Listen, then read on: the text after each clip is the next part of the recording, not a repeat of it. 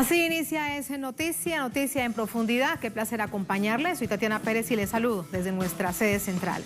En Caracas, en Venezuela, a partir de este momento, en la próxima hora, tenemos 3 temas que son noticia, como siempre. Aquí están primero en titulares, es noticia Estados Unidos.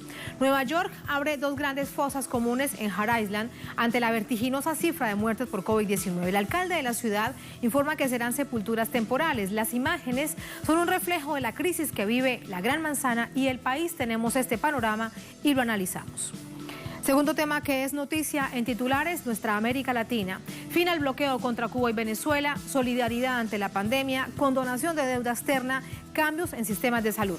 Temas que ocupan el debate progresista continental y que este viernes fueron abordados en la cumbre del Grupo de Puebla, una cumbre virtual, algo inédito pero muy interesante que analizamos. Tercer tema que es noticia en titulares, Chile y Bolivia. El gobierno de facto de Bolivia niega la entrada al país, a Bolivia, a más de 700 de sus connacionales. El bloqueo se registra en el paso fronterizo con Chile, en una localidad conocida como Colchane. ¿Qué es lo que sucede allí? ¿Cuál es la situación que se está viviendo? El alcalde de Colchane dice que es una verdadera crisis humanitaria, con más de 700 bolivianos que no tienen dónde estar en esta pequeñísima población.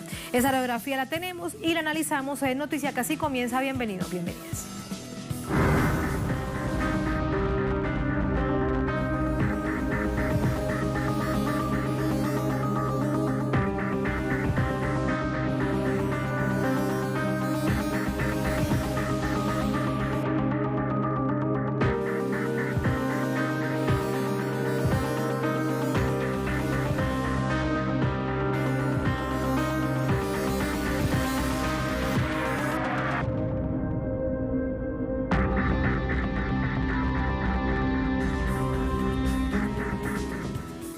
En noticia Estados Unidos, la crisis sanitaria y funeraria golpea particularmente la ciudad de Nueva York y el drama se vive a través de imágenes de entierros en fosas comunes para víctimas de COVID-19. Tenemos esa radiografía a continuación. La tragedia que vive la ciudad de New York se evidencia en las fotografías de ataúdes en fila en las enormes fosas cavadas en Hart Island, territorio ubicado entre los distritos del Bronx y Queens. La isla ha sido utilizada durante más de 150 años para sepultar a neoyorquinos, en su mayoría indigentes, sin familiares o miembros de una familia que no puede permitirse pagar un funeral. Según datos oficiales, regularmente son enterrados unos 25 cuerpos a la semana en la isla y los últimos días la cifra aumentó alrededor de 24 sepelios cada día. Los entierros suelen ser realizados por los reclusos del complejo carcelario Rikers Island, pero ante la contingencia llegaron contratistas. El alcalde de New York, Bill de Blasio, se refirió a la situación a través de Twitter. Las fotos de nuestros compañeros neoyorquinos enterrados en Hart Island son devastadoras para todos nosotros. Quiero asegurarme de que todos sepan lo que están viendo y lo que realmente está sucediendo en Hart Island. No habrá entierros masivos en Hart Island, todo será individual y cada cuerpo será tratado con dignidad. No anticipamos entierros temporales en Hart Island, excepto los no reclamados. Según de Blasio, el número de muertes que estamos viendo significa que lamentablemente estamos perdiendo a más personas sin familiares o amigos para enterrarlas en privado. Esas son las personas que serán enterradas en Hart Island, con todo el respeto y la dignidad que la ciudad de Nueva York pueda proporcionar. Aunque el alcalde niega que se traten de fosas comunes y que guardarán los cadáveres que sean solicitados el tiempo que sea necesario, la política de la oficina forense es almacenar los cuerpos solo durante 14 días antes de que sean trasladados a Hart. Hasta este viernes, la ciudad de Nueva York reporta más de 5.800 fallecidos y más de 18.300 contagiados. El gobernador del estado, Andrew Cuomo, se muestra esperanzado. Somos cautelosamente optimistas de que estamos disminuyendo la tasa de infección. Eso es lo que dicen los números. Eso es lo que nos sugieren los datos. En cuanto a las hospitalizaciones totales, han disminuido, no en relación al día de ayer, sino al promedio de hace 3 días, donde se ve una disminución dramática en esos números. Y eso, obviamente, es una muy buena noticia. Frente a la pandemia, la regla del cementerio Woodlawn de la ciudad es celebrar los servicios afuera y que no asistan más de 10 personas.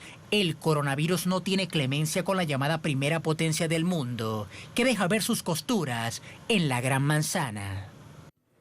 Una situación que sin duda golpea y que genera una cantidad de preguntas. Vamos a conocer más de este panorama, no solamente de Nueva York, que pasa en todo el país, con nuestro corresponsal en Washington, Jorge Gestoso. Hola Jorge, muy buenas noches. Adelante con este balance del día. Buenas noches, Tatiana. Un detalle importante porque estábamos hablando de que hubo 5.800 muertes en la ciudad de Nueva York a propósito del coronavirus, pero la diputada, es decir, la congresista Alexandria Ocasio-Cortez, en un mensaje de tweet, ella decía esta tarde, atención, 5.800 muertos comprobados, identificados, pero destaca que también hay muchos muertos que mueren en sus casas como resultado del coronavirus y no están registrados en esas estadísticas, es decir que todavía la situación es mucho más grave.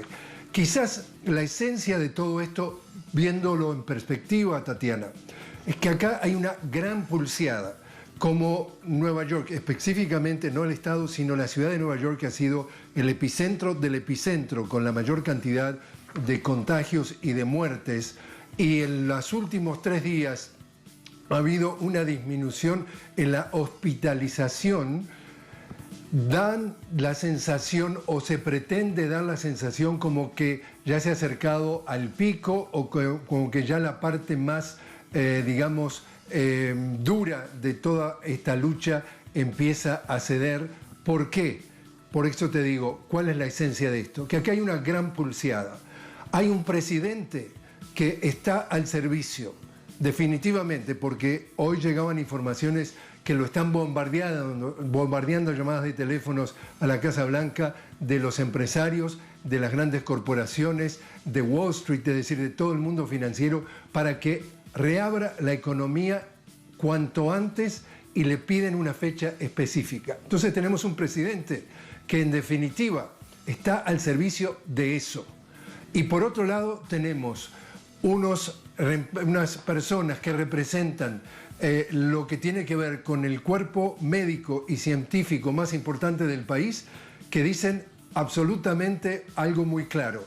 Aquí el único que tiene un cronograma es el coronavirus. El que decide lo que va a pasar es el coronavirus. Sin embargo, el presidente Trump, al servicio de esos intereses y de su propio interés, porque él entiende que si se reabre la economía puede volver a haber cierto surgimiento de buenos datos y eso nos puede ayudar a su reelección.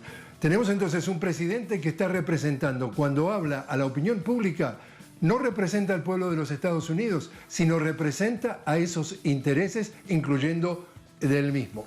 Y en el mismo discurso, el cuerpo y el mundo científico y el mundo médico diciendo, aquí no se puede abrir el gobierno porque están proponiendo, hoy el presidente insiste que lo quiere reabrir el 1 de mayo y recuerdas, Tatiana, que lo quería abrir este domingo, es decir, en Pascuas, algo que es absolutamente aberrante y absurdo e imposible de hacer. Entonces, mientras los casos de coronavirus siguen aumentando, en líneas claras para que lo entienda nuestra audiencia, ya estamos llegando a 500.000 de casos. 500.000 casos en los próximos días y en materia de muertos, 20.000 muertos en los próximos días.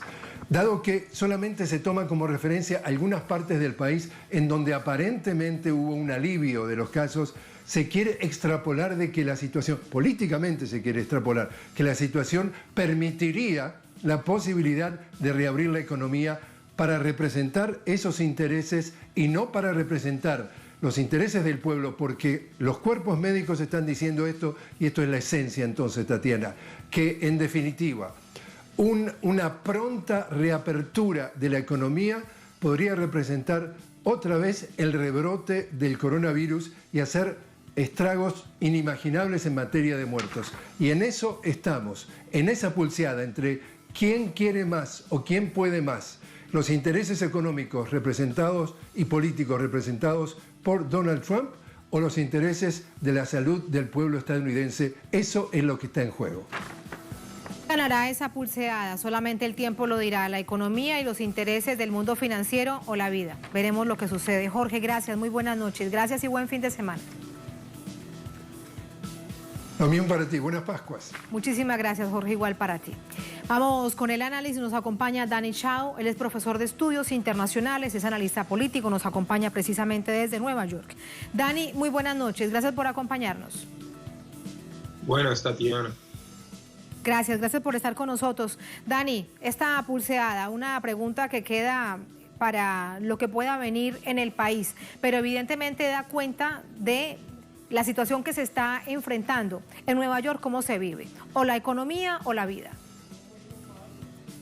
Aquí hay un ambiente de terror. Nosotros nunca imaginamos que nosotros íbamos a ver fosas comunes, campos santos, que no iba a haber espacio en los hospitales, que iba a haber colas, que estamos haciendo colas para conseguir cualquier producto. Es un estado de terror que nunca imaginamos. Aquí hay un excepcionalismo que los norteamericanos siempre ven en la televisión, las colas en otro país o el terror en Haití o Sudáfrica. Es como un momento para nosotros entonces identificar con la humanidad, por lo que nosotros mismos estamos sufriendo. Estamos perdiendo vecinos, familiares, nuestros ancianos que están corriendo el mayor peligro, obviamente. ¿Quién llama realmente a la reflexión? Hay gobiernos en América Latina que lo hacen de manera permanente, llamando al quedarse en casa, a la disciplina social, a no exponerse, a atender a nuestros viejos. Lo hacen, por ejemplo, gobierno de Venezuela. Hace minutos veíamos también de una manera magistral como todo un profesor, el presidente de Argentina, Alberto Fernández, comunicándose de esa manera al país. Si en Estados Unidos no lo hace el presidente Trump, ¿quién lo está haciendo? ¿O eso es un vacío que hay en este momento? Es un vacío grande. Ese patriotismo que se ve en Argentina, que se ve en Venezuela, que nosotros fuimos testigos que China pudo vencer. Aquí no existe eso. Aquí existe un individualismo. Sabemos que aquí desproporcionadamente son afroamericanos y inmigrantes y pobres que están sufriendo del coronavirus y se están muriendo cuando vemos todas las cifras. Y todavía hay muchísimos que tienen que ir a trabajar, inclusive yo trabajé la mitad del día hoy por necesidad. Entonces, nosotros somos la clase esencial y la clase parásita se queda escondida atrás de sus pantallas de laptop lujosos y están despidiendo trabajadores, se están moviendo billones. Entonces, esa crisis ha desnudado el capitalismo más que nunca. Sí, es una especie, Danny, de abandono, de no tener a quién acudir, de sentirse despojado dentro del propio país, de su propia nación. Claro, ahora que sentimos las divisiones sociales y de clase que existen en este país, porque el distanciamiento social, hay una realidad de clase que existe. Si tú tienes una casa grande, una mansión, un castillo, es muy fácil.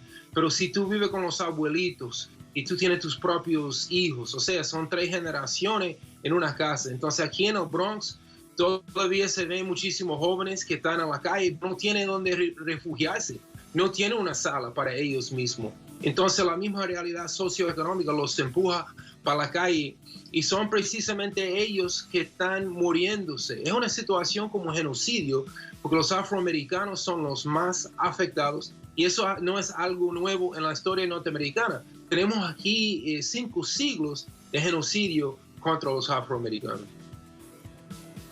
Esto necesariamente debe verse en clave electoral, cuando planteamos el análisis en general de Estados Unidos en este momento. ¿Cómo crees que afectará el proceso electoral de cara a noviembre? Falta mucho para noviembre. El movimiento de Bernie Sanders, aunque Bernie como político se retiró, es un movimiento de la juventud, de los más oprimidos, que no podemos pagar nuestra tarjeta de crédito. Aquí debemos por encima de $2 trillones como estudiantes con los préstamos Entonces esa economía se va a pique. Sin embargo, ellos quieren seguir atacando a Venezuela, a Irán, a cualquier país que no está doblegado frente a ellos. Entonces estamos viviendo esa gran contradicción. Martin Luther King habló de una revolución en las prioridades de este gobierno, pero es el mismo pueblo ahora que tiene esa confrontación con el gobierno de Trump. Entonces vamos a ver en noviembre qué pasa, porque Joe Biden también representa la misma clase dominante. Por último, te pido esta reflexión. En todo este contexto, la situación en Hart Island, al ver estas dos grandes fosas para llevar estos féretros, el alcalde de Nueva York dice que serán sepulturas temporales. Habrá que preguntarle más adelante a él qué significarán temporales, porque esto es algo que realmente no ha dicho. Ni siquiera al reconocer específicamente que se trate de fosas comunes, pero esa imagen precisamente que está allí da cuenta de una situación que muy bien podría ubicarse en otra nación, pero no en esta potencia del mundo que tanto agrede a otras y que tanto dice que lo hace por la democracia, por la vida, por las libertades, etcétera, etcétera, etcétera.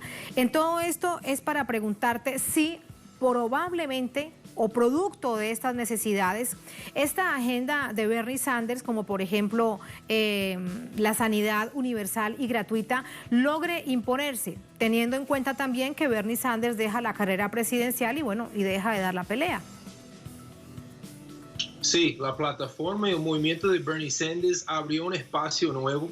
Aquí se creó una nueva conciencia que nuestro derecho a la salud, a la educación, al transporte público gratis, que sí tenemos esos derechos. La clase dominante se unió en el Super Tuesday contra Bernie, le tenían tanto miedo. El New York Times, CNN, todas esas grandes redes y prensa 24 horas al día atacando a Bernie o ignorando a Bernie. Entonces es un momento histórico, esperamos que sea ese momento, que ese gigante dormido, la clase obrera norteamericana por fin se puede despertar, que podemos tomar el control. Porque Wall Street, ¿qué produce? Es una clase parásita. Es la clase esencial que se tiene que despertar. Ahora mismo hay 16 millones de desempleados que están esperando un chequecito. Aquí hay una desesperanza, no solamente a nivel del coronavirus y el pánico, sino un pánico económico. Entonces es nuestro trabajo como educadores y organizadores y activistas convertir ese miedo en un movimiento unido. En una oportunidad. Muchísimas gracias, Dani, por esas reflexiones, por ese análisis. Buenas noches. Gracias, Telesur. Muchas gracias. Así nos vamos a la primera pausa en esta emisión de Es Noticia. Al volver, en Noticia América Latina. Final bloqueo contra Cuba y Venezuela, solidaridad ante la pandemia, condonación de deuda externa y cambios en sistemas de salud. Temas que ocupan el debate progresista continental y que este viernes han sido abordados en una cumbre del Grupo de Puebla, una cumbre de manera virtual. Tenemos estos hechos y los analizamos al volver en Es Noticia.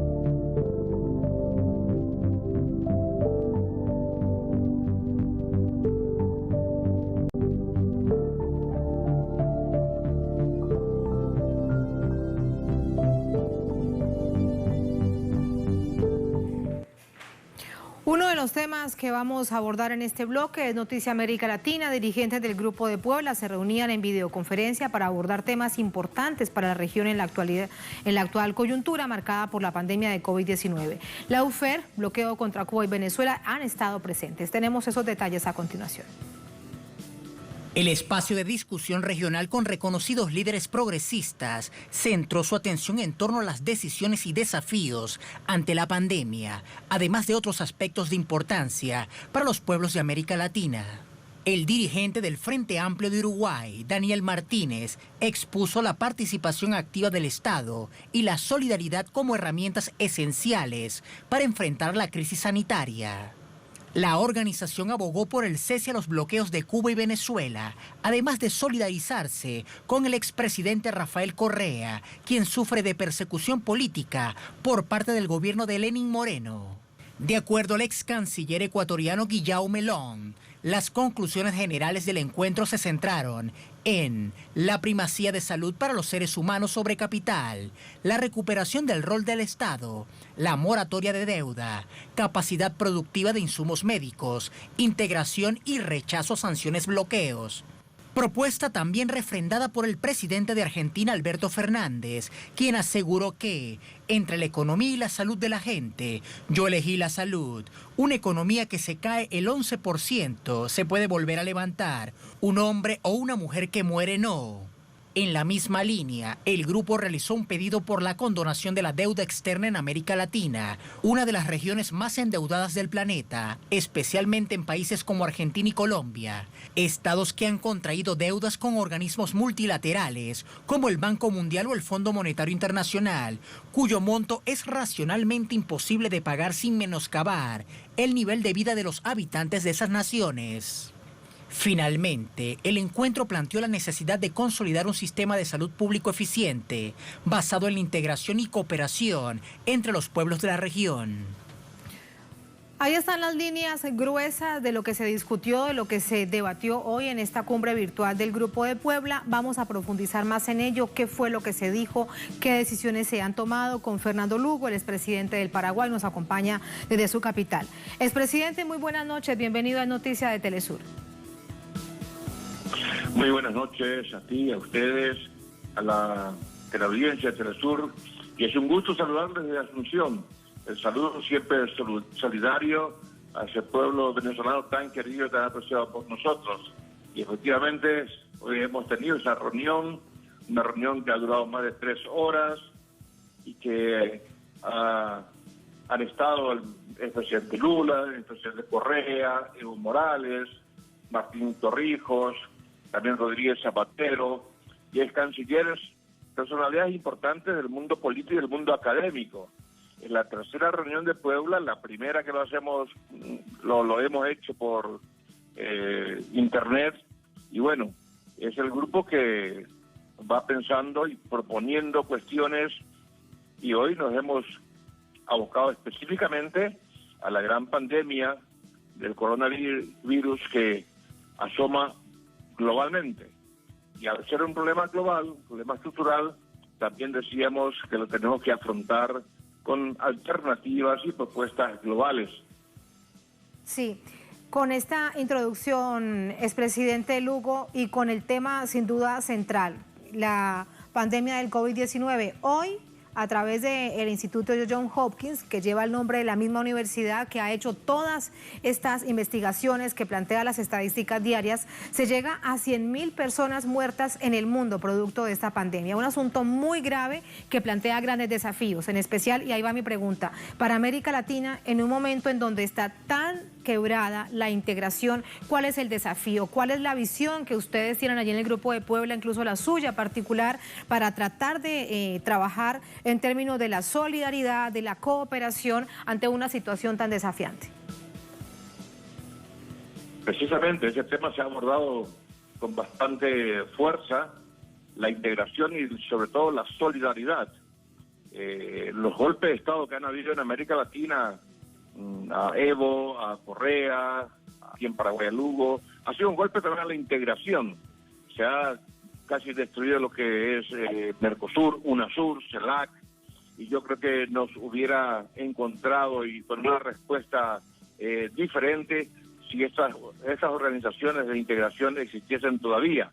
Por eso hoy hemos acentuado bastante que seguir bregando para que esta integración, el sueño de Bolívar, de la patria grande, siga siendo una materia pendiente en la cual tenemos que ir profundizando, tenemos que ir acelerando, tenemos que ir concretando desde la perspectiva de los diferentes lugares en donde estemos.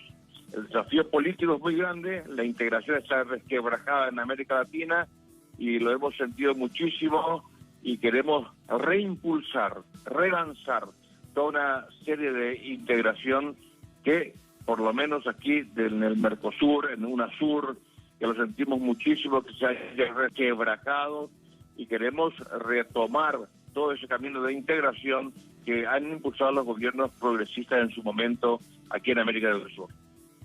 Haciendo que, expresidente Lugo, que por ejemplo puede ser algo en concreto que le permita generar cierta sensación de que no estamos solos ante esto, ante tal nivel de resquebrajamiento de la integración en este momento, reiteramos, en donde es un asunto de la supervivencia de la vida misma.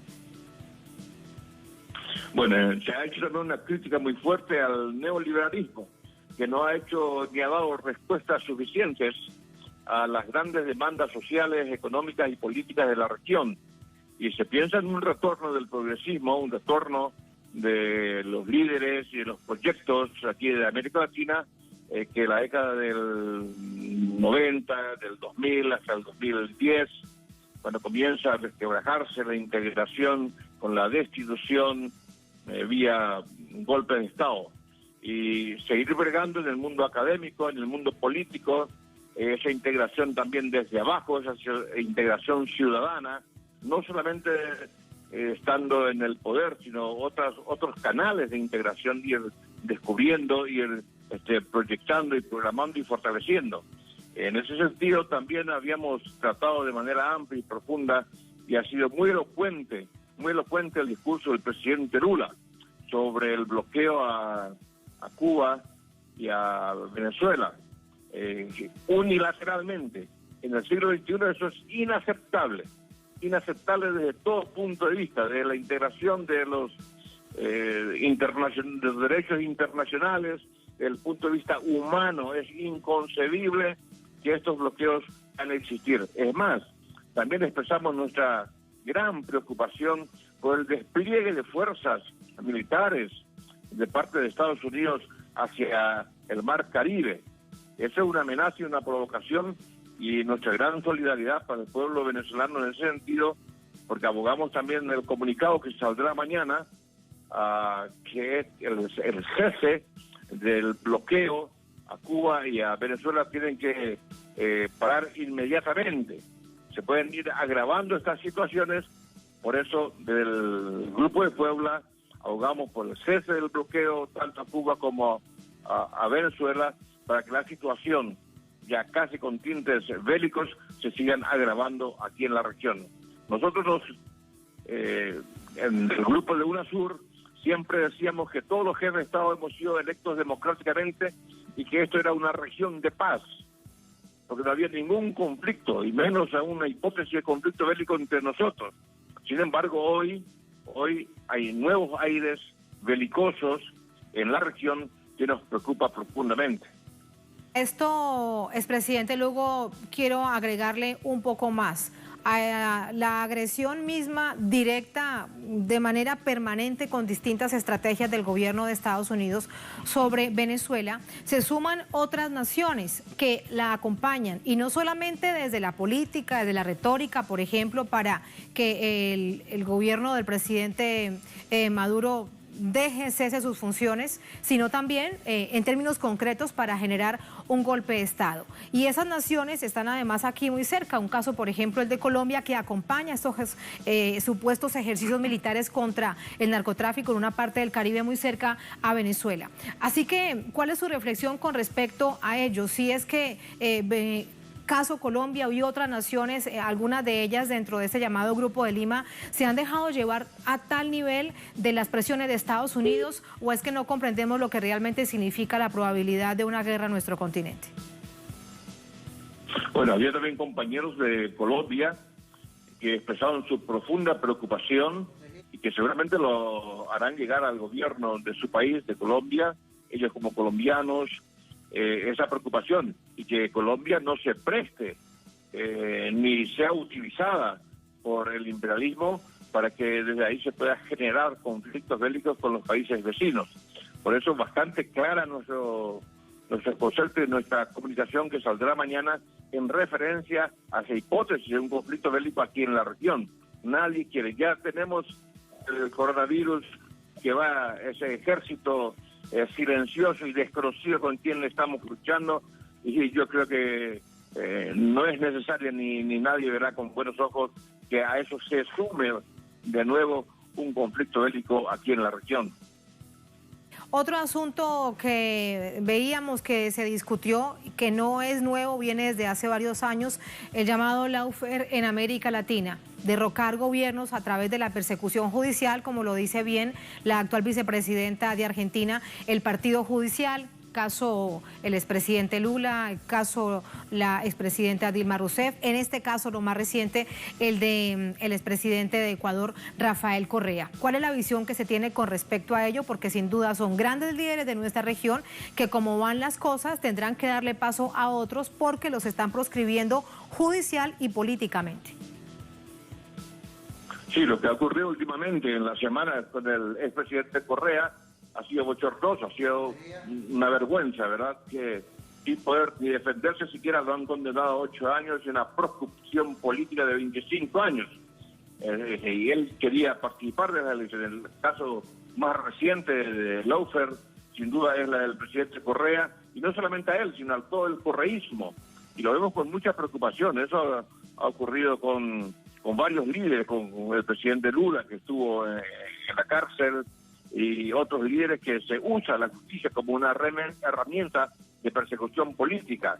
Yo creo que eso no colabora en nada al fortalecimiento democrático de la región y menos aún a una integración latinoamericana.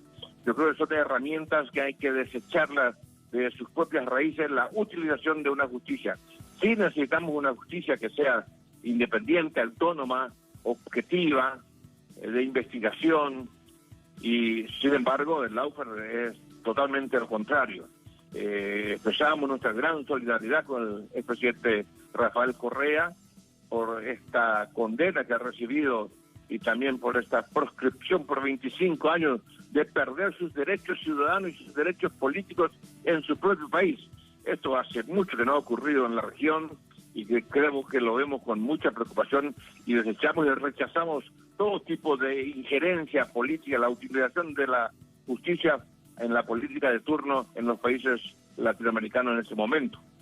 Expresidente Lugo, con todo esto que está sucediendo en nuestra región, para no llevarlo al mundo en general en términos de la geopolítica latinoamericana, y si le pregunto además con miras a procesos electorales próximos en cada uno de nuestros países, ¿cree usted que veremos diferencias realmente en cómo la gente elegirá a sus gobernantes con todo esto que está pasando? Yo creo que la derecha que se ha llegado a los poderes aquí por la ventana, como ha ocurrido con Bolivia, como ha ocurrido con otros países también, con elecciones con olor a fraude, es la gran preocupación del momento en todos nuestros.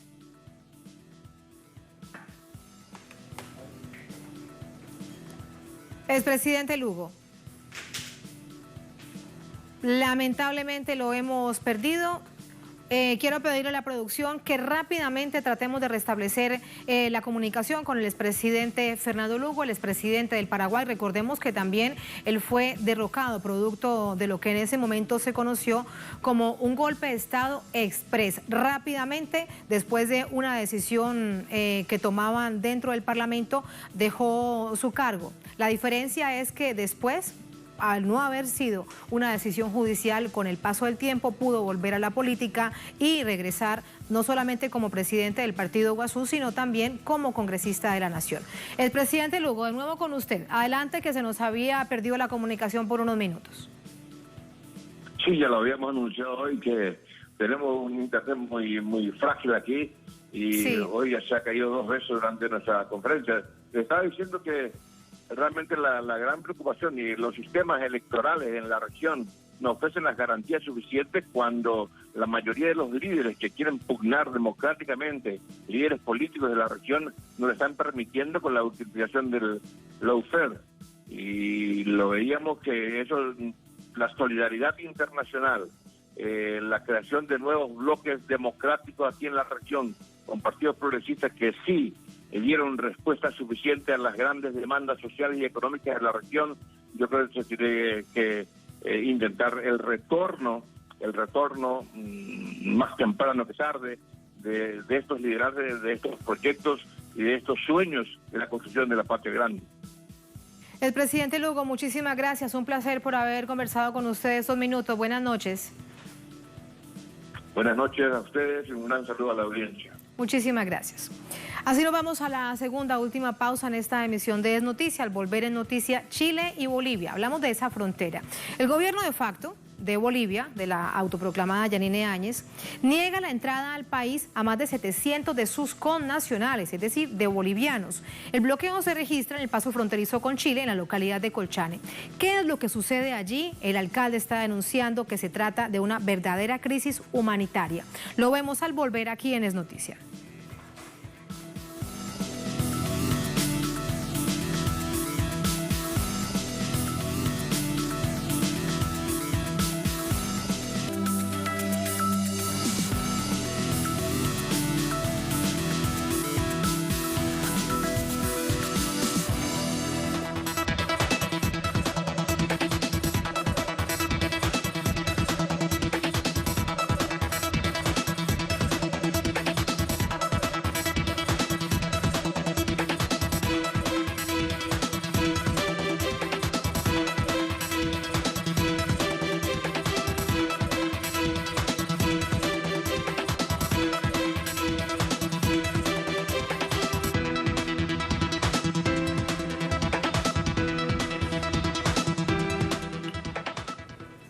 En noticia, Chile y Bolivia, en esta frontera común, más de 700 bolivianos intentan pasar a su país. Paradójicamente, quien no les permite este paso son las autoridades del lado boliviano. Una muestra más del poco valor del gobierno de facto con este pueblo. El régimen de facto en Bolivia, representado por Yanine Áñez, no se conduele de sus connacionales atrapados en la frontera con Chile, donde cientos de ciudadanos que han decidido volver a su país por vía terrestre y están siendo obstaculizados por militares apostados en el paso hacia el municipio Pisiga. De acuerdo con medios locales, más de 700 personas se agolparon en el paso fronterizo de Colchane, como ya hizo la semana pasada un primer grupo, con la intención de cruzar hacia Pisiga. Los militares bolivianos impiden el tránsito fronterizo, formando un cordón de seguridad que los bolivianos intentaron rebasar, lo que ha provocado acciones represivas por parte de los funcionarios, a quienes no les importa la situación extrema que padecen sus coterráneos. Esto contrasta con los pocos bolivianos que desde Santiago de Chile pudieron pagarse un boleto de avión y contrataron un Ecojet e ingresan sin problemas en vuelos que desembarcan en los aeropuertos de Santa Cruz y Cochabamba. Todo esto bajo la autorización del gobierno de facto. Muestra clara del racismo y clasismo ejercido sobre los que menos recursos poseen y son discriminados. Este rechazo de las autoridades militares bolivianas ha sido repudiada por los propios ciudadanos que están en esta crítica situación en la que son vulneradas sus necesidades básicas, alzando sus voces, exigiendo que se respeten sus derechos humanos. Anoche llegamos a las 12:30 de la noche y estaban pasando frío. Como ve usted aquí, señor autoridades, aquí, algunos tienen carpa, algunos no tienen. Ahí estamos en Jugata y necesitamos ayuda. La verdad, señor ministro, usted especialmente ministro, que nos escuche, que ábranos la frontera, vamos a hacer la cuarentena como corresponde, pero necesitamos salir. Usted está viendo acá, estamos sufriendo, somos personas igual que usted, comemos, tenemos frío, nos da hambre, estamos sin comer desde ayer, sin tomar desayuno. Y lamentablemente en Huara no nos quiere ver, los carabineros nos dijo que abandone. Por lo tanto, nosotros necesitamos ayuda, señora autoridad de Bolivia. Somos bolivianos, tenemos todo derecho a entrar a Bolivia a regresar. ¡Queremos volver! ¡Queremos volver! ¡Queremos volver! Estos hechos han generado tensión, no solo con los apostados en la frontera, sino con autoridades locales chilenas, que incluso han denunciado los excesos por parte de la fuerza militar boliviana y las carencias que padecen los bolivianos en la frontera. La dictadura boliviana ha mostrado una vez más de qué está hecha, discriminando a sus propios conciudadanos, dándole espalda a una situación de carácter humanitario en la que los pobres son tratados sin la debida consideración que está expresada en la propia Constitución boliviana y en los acuerdos internacionales, violando los derechos humanos y universales. Tenemos más información a esta hora desde Santiago con nuestra corresponsal Paola Dragni. Pao, muy buenas noches. Hay información que sale desde el Instituto Nacional de Derechos Humanos con respecto a esta situación. ¿Qué han dicho? Así es, ¿cómo estás, Tati? Un gusto saludarlos. La verdad es que la jefa de la región de Tarapacá del Instituto Nacional de Derechos Humanos fue hasta el lugar y ha dicho que definitivamente lo que se vive ahí es una crisis humanitaria. Estamos hablando de una frontera que está en pleno desierto en la noche. Efectivamente, la temperatura baja bajo cero en condiciones muy áridas, muy agrestes, y ha sido la municipalidad de Colchane, un pequeño pueblo que está en el norte de Chile, en la frontera con Bolivia, quienes están haciendo cargo de estas personas. Hay niños, hay mujeres que lloran y que le suplican al gobierno de Bolivia que les permita el ingreso, pero la policía militarizada de ese país ha respondido incluso con gases lacrimógenos a estos ciudadanos bolivianos que se encuentran en el lugar. El alcalde Javier García fue acusado por el gobierno de Bolivia de pertenecer a una suerte de movimiento izquierdista cercano a Evo Morales, pero lo cierto es que lo más insólito es que Javier García más bien es cercano al gobierno del presidente Sebastián Piñera, es decir, es una persona que tiene una trayectoria política más bien cercana a la derecha, pero que sin embargo en una cuestión inédita entre pueblos hermanos se ha hecho cargo de estas personas, instalando un comedor para poder facilitarles algo de alimento y también para que pernocten en tiendas de campaña que se deberían estar instalando hoy día para que ellos puedan estar ahí. Hoy día, de hecho, el alcalde dio a conocer una carta abierta al gobierno de facto de Bolivia explicando la situación y suplicando que se hagan cargo de sus compatriotas. Un gesto, Tatiana, que hay que mencionar porque siempre las noticias que damos en la frontera de Chile y Bolivia tienen que ver con peleas entre pueblos hermanos que en esta oportunidad se han unido desde los pueblos para brindar esa solidaridad que no estamos viendo en el mismo Chile. Hay que recordar para cerrar que hoy, Viernes Santo, salieron 41.000 automóviles de Santiago. El gobierno chileno ha levantado la cuarentena total en los lugares donde había y ha hecho una suerte de cuarentena que divide a los municipios cuando hoy cumplimos 6.501 contagiados y además el anuncio del Ministerio de Educación que las clases se van a retomar este 27 de abril, generando muchísima molestia en el profesorado y también en los centros de padres que han manifestado el rechazo de que no van a volver a clases. Entonces, en un escenario nacional adverso, la verdad es que los connacionales de Bolivia que están en esta situación y están recibiendo la solidaridad del alcalde de este pequeño pueblo fronterizo en Chile, da una luz de que en la adversidad, uniéndose los pueblos, se puede al menos soportar esta situación de extrema crueldad con quienes están ahí en la frontera. Allí la situación. Gracias, Paola. Muy buenas noches. Buen fin de semana. Vamos precisamente, Paola, te cuento, audiencia, a hablar con el alcalde de Colchane. Gracias, Paola. Muy buenas noches.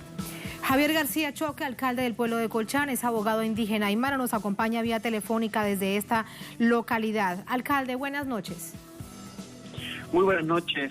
Saludar desde aquí de Colchane, en el altitano chileno. A esta hora hace demasiado frío, las temperaturas están al menos 3-4 grados bajo cero. ¿Y cuántos bolivianos en esta localidad en este momento para tratar de pasar hacia su tierra, hacia Bolivia? Bueno, en estos momentos tenemos 700 hermanos bolivianos que están varados aquí en el hito 61, están en una condición muy precaria, estamos viviendo una tragedia humanitaria que fue calificada como tal también por el Instituto de Derechos Humanos, a quien solicité su presencia, como también se presentó personal de las Naciones Unidas hace poco y pudo constatar las condiciones en las que están los hermanos bolivianos, puesto que nosotros somos una comuna que ya tenemos problemas de desabastecimiento producto del cierre de la frontera, porque nosotros nos abastecíamos de la localidad boliviana. Por tanto, estamos en una situación compleja. Además, no contamos con luz eléctrica, no contamos con alcantarillado, no contamos con estación de servicio, no contamos con supermercados. Entonces, ha sido para nosotros una una experiencia muy nueva y gracias a la colaboración de mis funcionarios municipales y también pobladores que hemos recolectado alimentos y hemos podido alimentar de alguna manera a los 700 amigos y vecinos bolivianos. Y por cierto, no hemos recibido ninguna ayuda de ninguna institución pública, ni chilena, ni boliviana. Hemos buscado incansablemente al cónsul boliviano en la región, siendo, digamos, el representante diplomático en Chile, y ha apagado su celular y cerró las oficinas. Por tanto, al menos he recurrido a los organismos internacionales para que se dé cuenta de esta situación, y también he hecho público en todos los medios del mundo, porque no puedo permitir que se violen derechos humanos por ser personas de escasos recursos, de familias vulnerables y de otra nacionalidad, toda vez que el gobierno boliviano permitió el ingreso de 35 ciudadanos bolivianos desde Santiago de Chile a Bolivia. Bueno, me imagino yo que son personas de clase social alta, contrariamente, estas personas están pasando ya varios días hambre, frío, necesidades, y nosotros como municipio ya nos encontramos colapsados con el aumento de nuestra población a causa del coronavirus, que ha llegado mucha gente, y además de eso estamos tratando con todos los medios que tenemos de apoyar a los hermanos bolivianos que sabemos que por su situación socioeconómica no tienen la posibilidad de regresar a las ciudades en Chile. Sí. Hay muchas de ellos que tienen residencia en Chile, pero no tienen vivienda, no tienen redes de apoyo, puesto que ellos vinieron a trabajar de manera temporal. Y lo que anhelan ahora es volver a su tierra, en una circunstancia tan particular como esta o en cualquier otra. Lo lógico sería poder regresar a su tierra, a Bolivia, en esta oportunidad. Quiero compartir con la audiencia solamente un extracto de la carta abierta que usted enviaba a la autoproclamada presidenta de Bolivia, Yanine Áñez. Usted dice: hoy las circunstancias históricas de una enfermedad pandémica nos han puesto frente a frente. Más de 700 bolivianos han llegado a nuestra frontera. Sin embargo, el cierre decretado por usted les impide el sueño de estar y sentir el refugio junto a los suyos. Sus hermanos se encuentran a la intemperie, refugiándose en arbustos, con cartones, pedazos de techumbres, piedras, los más afortunados en casas abandonadas, sin puertas ni ventanas.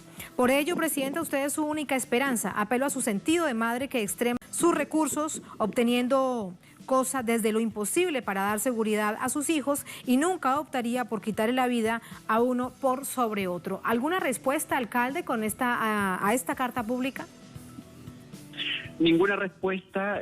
Justamente lo redacté con un sentimiento de ser humano, apelando a al sentimiento personal de la presidenta boliviana. Espero que reflexione que también hay madres aquí esperando poder cruzar y llegar a sus hogares, hay niños. Entonces, cuando hablamos de humanidad, todos los bolivianos deben tener los mismos derechos, no solamente aquellos que tienen recursos para ingresar a través de una nave aérea pueden ingresar, y no aquellos que han caminado días para llegar a la frontera y no tienen recursos, y ellos se les impide ingresar a su propio país. Es triste, lamentable ver esta realidad. En lo personal me tocó el corazón al ver mucha gente llorar por un pedazo de pan, por agua, y eso de verdad me dio fuerzas para poder dar a conocer esta realidad al mundo, también hacer las denuncias correspondientes, porque yo soy una aymara y jamás he visto una situación como esta en mi vida. Por tanto, yo les voy a seguir apoyando hasta donde pueda, y por supuesto he hecho también todas las gestiones necesarias para que mi gobierno de Chile también preste apoyo en este sentido. Precisamente con eso quiero despedirlo, alcalde. Ante esta situación y el bloqueo del lado boliviano para que los conciudadanos bolivianos connacionales no puedan volver a su país mientras esto continúe y que se profundice, como dice el INDH, ya en términos de crisis humanitaria, ¿tendrá entonces que actuar el gobierno central, el gobierno chileno? el gobierno nacional. Por supuesto, yo desde el primer minuto he puesto en conocimiento de las autoridades regionales y nacionales. Asimismo, presenté oficios para poder prever esta situación sin tener respuesta, y hoy día, cuando ya todo el mundo conoce de esta situación, sí, ahora sí las autoridades chilenas se están refiriendo a esta situación que estaba prácticamente oculta. Si no es por los medios de comunicación a donde yo acudo para dar a conocer esta violación a los derechos humanos, lamentablemente estas personas seguirían sufriendo por mucho más tiempo, y es lo que yo no voy a tolerar. Estoy en estos momentos en el lugar, y por supuesto que voy a apelar a que el gobierno chileno busque una solución de manera urgente en otra comuna donde están las condiciones mínimas para poder albergar a nuestros hermanos bolivianos, porque lamentablemente nuestra comuna es tan pequeña que no tenemos infraestructura necesaria para albergarlos. Como le decía, tenemos problemas de abastecimiento, tenemos problemas de agua potable, no tenemos luz eléctrica para conservar alimentos. Somos una comuna muy pobre, pero con mucho esfuerzo. Hoy día nuestros amigos bolivianos pudieron almorzar quinoa con carne de llama, que son productos que teníamos a la mano. Lamentablemente no contamos con supermercados para poder adquirir otro tipo de productos por esta situación pandémica que no solamente afecta a los bolivianos, sino que también a nosotros. Nosotros también tenemos el miedo de ser contagiados, también corremos ese riesgo, pero hay cosas que no podemos tolerar, el ver sufrir al prójimo. Hay cosas que, por supuesto, superan todo en cuanto tiene que ver con el apoyo y la solidaridad por una condición humana. Alcalde, gracias por entregarnos ese testimonio. Además está allí el nivel de preocupación en esta localidad. Muchísimas gracias. Buenas noches. Muchas gracias. Buenas noches. Gracias a usted. Y gracias a ustedes por habernos acompañado. Ponemos punto final a esta emisión de noticias. Cerramos nuestra pantalla tradicional. Nos quedamos en redes sociales, @noticiatelesur, @TatianaTelesur. Vamos a dejarlos con unas imágenes, también han sido de esta jornada de nuestra América Latina, que tienen implicación de carácter geopolítica, tiene que ver además con conclusiones y consecuencia de la cumbre OPEP+, países OPEP, países no OPEP de la víspera, hoy con resultados que resultarán importantes en cuanto al impacto mundial. Con eso los dejamos, nos encontramos el próximo lunes aquí en Noticia. Sigan con nosotros, un placer como siempre.